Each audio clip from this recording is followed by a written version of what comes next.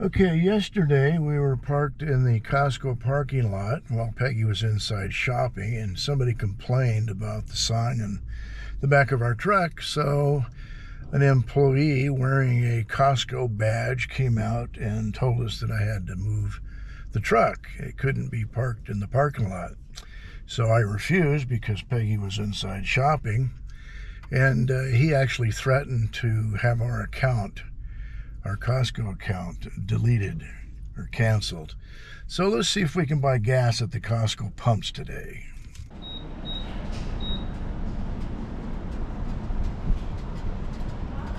Okay. Well, it looks like it's working. I guess they still want our money.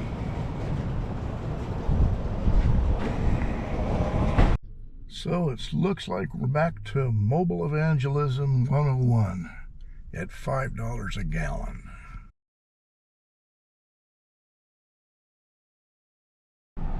So I turned off the camera when that young lesbian gal came up and wanted to complain about my sign being hateful. And sometimes it's better to turn the camera off. People are usually a little more honest and real when there's no camera running. When the camera is running, they feel like they're on stage, and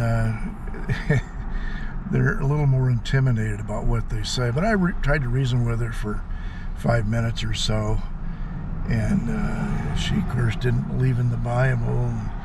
So I tried to explain to her about some of the reliable prophecies that Jesus made regarding the scattering of the Jews, the destruction of the temple, and then the regathering of the Jews in 1948.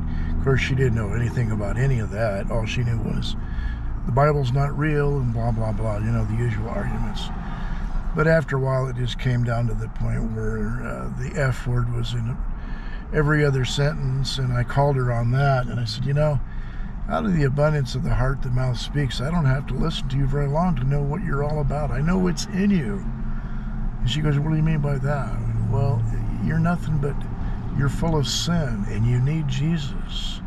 And then she got really irate and started calling me names. So eventually I just had to walk away from her. It's kind of a waste of time. But you never know what kind of seeds were planted. She was telling me that she loved her friend and blah, blah, blah. And I said, well, I can say I love my truck and I love my mother, but they're not the same, right? I said, so you probably understand where I'm going with this. And I said, if you have a romantic relationship with a woman, there's something haywire going on there.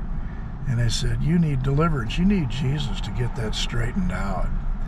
But she didn't want to hear any of that. I was all about hate and blah, blah, blah.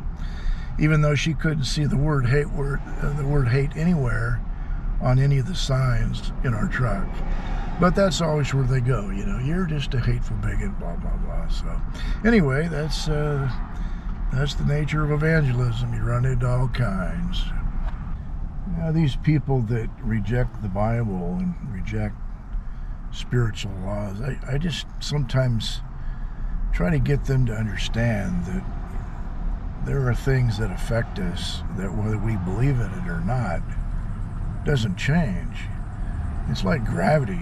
You can say you don't believe in gravity, but if you jump off a tall building, we all know what's going to happen. And there's spiritual laws in the Bible, and there's prophetic things that God has said are going to come to pass. Now, you can say, well, I don't believe it. Well, good luck with that. Jump off a tall building and see what happens.